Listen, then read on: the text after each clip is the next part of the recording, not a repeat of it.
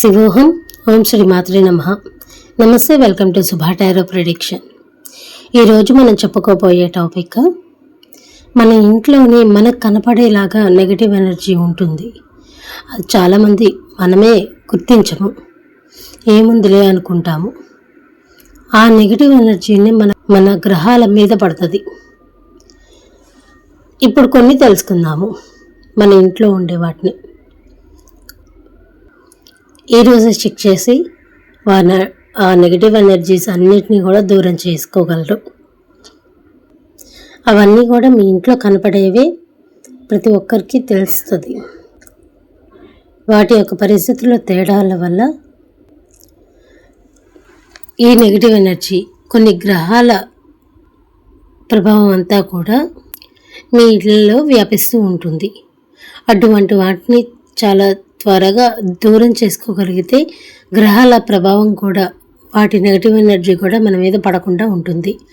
అవేంటివంటే, మీ ఇళ్లలో షింక్స్లో కానీ, బాత్రూంలో కానీ, బాల్కనీలో కానీ, నల్లాలు, షవర్స్, ట్యాప్స్ ఏదన్నా లీకేజ్ అవుతుంది అంటే గనక చంద్రగ్రహం యొక్క నెగిటివ్ ఎనర్జీ ప్రభావం చాలా ఎక్కువగా ఉంటుంది అని అర్థం. 2, ఇళ్లల్లో పగిలిన అద్దాలు కానీ, ఫ్రేమ్స్ కానీ, ఫోటో ఫ్రేమ్స్ కానీ ఇవన్నీ ఉన్నాయి అంటే కనుక రాహు యొక్క నెగిటివ్ ఎనర్జీ ఎక్కువగా ఉందని అర్థం. 3, గడియారాలు లేక గోడ గడియారం కానీ, చేతి వాచి కానీ ఏదైనా సరే ఆగిపోయింది అంటే కనుక కాలస్వరూపుడైన శని ప్రభావం ఎక్కువగా ఉంది అని అర్థం. 4, ఇళ్లల్లో బూజు ఎక్కువగా కనబడుతుంది అంటే కనుక, అంటే మూలల్లో బల్లులు ఎక్కువగా ఉండటం వల్ల ఆ ఇంట్లో రాహుకేతువు 2 కూడా చాలా నెగిటివ్ ఎనర్జీ ప్రభావాన్ని చూపిస్తాయి. 5,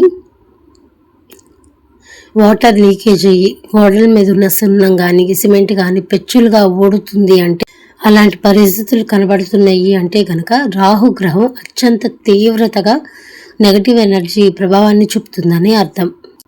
6, మనం వాడే లెదర్ వ్యాలెట్స్, మనీ పర్సులు, హ్యాండ్ బ్యాగ్స్ ఇవన్నీ కూడా చిరిగిపోయినా కూడా మనం వాడుతూ ఉంటే కనుక శుక్రుడు, రాహువు ఈ 2 గ్రహాలు నెగిటివ్ ఎనర్జీని ప్రభావితం చేస్తున్నాయని అర్థం. 7, వ్యాపారానికి, వృత్తికి, ఉద్యోగానికి,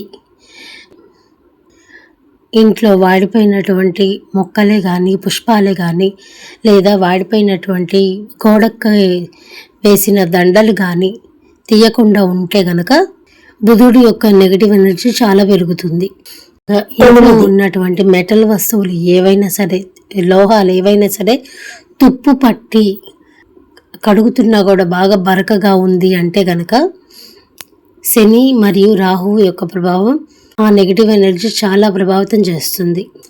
నేను చెప్పినటువంటివి అన్నీ కూడా మీ ఇంట్లో ఒక్కసారి గమనించుకోగలిగితే కనుక మీ ఇంట్లో ఉన్న నెగిటివ్ ఎనర్జీని పూర్తిగా దూరం చేసుకోవచ్చు. అలానే మీకు తెలిసిన వాళ్ళ ఇళ్లల్లో కూడా సేమ్ ఇదే సిచ్యువేషన్ ఉంది అంటే కనుక వాళ్ళకి మన ఈ వీడియోని షేర్ చేసి వాళ్ళని కూడా ఈ నెగిటివ్ ఎనర్జీ నుంచి దూరం చేయొచ్చు.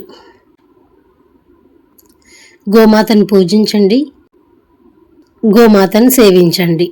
Thank you.